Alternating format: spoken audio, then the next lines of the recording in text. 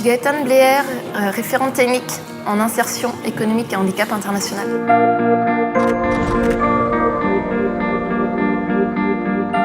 Dans tous nos projets d'insertion économique, on utilise toujours l'accompagnement personnalisé. Donc on accompagne les personnes vers l'emploi, donc soit vers l'emploi salarié, soit vers l'auto-emploi. Il y a différents niveaux d'accompagnement en fonction des différents niveaux de pauvreté, des différents niveaux de vulnérabilité des personnes. Il y a aussi différents types de dispositifs.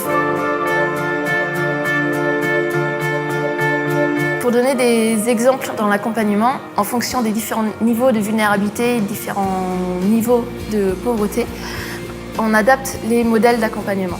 Alors pour les personnes vraiment extrêmement pauvres, on a ce qu'on appelle le modèle du graduation, le modèle de progression plutôt en français. Donc là, on va appuyer les personnes à partir même d'un système de protection sociale avec un système de transfert de cash pendant un certain nombre de mois, avec une durée à déterminer, pour justement que les personnes couvrent leurs besoins de base. Parce que c'est pas possible d'accompagner une personne vers l'emploi si elle ne peut pas déjà couvrir ses besoins de base, se nourrir, se vêtir, avoir un toit sur la tête. Donc à partir du moment où les personnes ont couvert leurs besoins de base, on peut les accompagner sur leurs projets personnalisés. Donc il y a des personnes qui ont déjà leurs besoins de base couverts, donc là on va les appuyer à partir de l'identification de leur projet et puis justement la mise en œuvre de leur projet. Et il peut y avoir des personnes qui sont déjà prêtes, qui ont déjà un certain niveau de formation, qui savent bien ce qu'ils veulent faire. Il y a aussi d'autres personnes qui sont passées à travers beaucoup de difficultés dans leur vie, donc qui ont énormément d'obstacles, énormément de barrières à surmonter. Et après, on a aussi des personnes qui sont déjà prêtes pour créer leur projet, pour créer une micro-entreprise ou aller vers des entreprises pour trouver un emploi salarié. Et donc là, on va évidemment les accompagner dans leur projet vers l'emploi.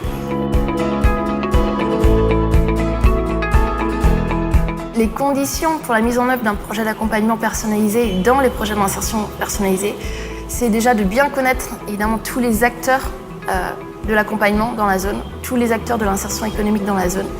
Et la deuxième condition qui est essentielle, c'est d'avoir suffisamment de personnes pour mener à bien cet accompagnement, que ce soit des agents sociaux, des agents communautaires, des conseillers emploi. Très souvent, finalement, on s'aperçoit qu'il n'y a pas suffisamment d'agents pour accompagner et c'est pour ça qu'on n'arrive pas à personnaliser suffisamment cet accompagnement pour permettre à toutes ces personnes de lever leurs barrières puis d'atteindre leurs objectifs.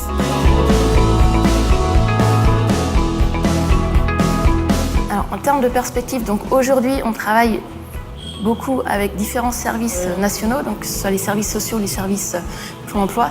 En termes de perspective, ce serait de passer à l'échelle. Donc au lieu de former ces agents sociaux, ces conseillers d'emploi dans les différents services, dans les différentes villes, localités où on a nos projets, ce serait de plutôt former ces agents en amont dans les écoles des travailleurs sociaux, dans les écoles des conseillers emploi, pour que de manière systémique, ils puissent être en capacité d'accompagner toutes les personnes handicapées, toutes les personnes vulnérables dans toute leur zone de travail.